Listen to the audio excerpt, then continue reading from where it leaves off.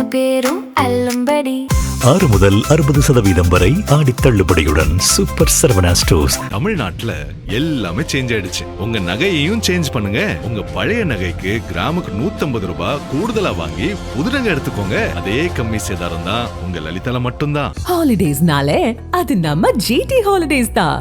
GT Holidays, South India's #1 travel brand. You know you are special when you're with GT Holidays. Kerala மாநிலத்தை சேர்ந்தவர் இஸ்மாயில், அதே போன்று தெலுங்கானா மாநிலம் ஜக்தியால் மாவட்டத்தை சேர்ந்தவர் லட்சணா.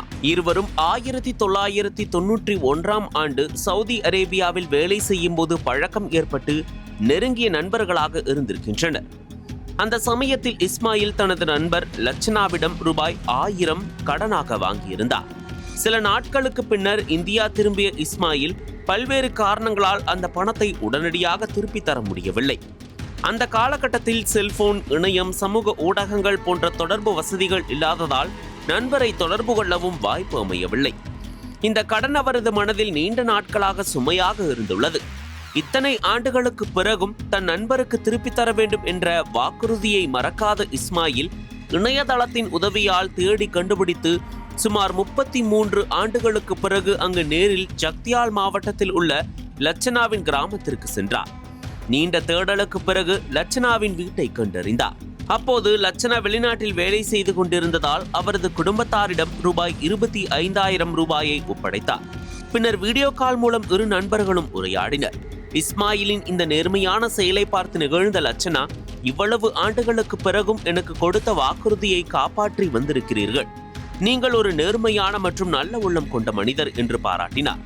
தங்கள் நட்பின் வலிமையை இந்த சம்பவம் உலகுக்கு உணர்த்துவதாகவும் இஸ்மாயிலுக்கு நன்றி தெரிவித்தார். 33 ஆண்டுகளுக்கு பிறகு தனது நண்பனிடம் வாங்கிய கடனை திருப்பி செலுத்தியவரின் நேர்மையும் செயலும் தற்போது பலராலும் பாராட்டப்பட்டு வருகிறது.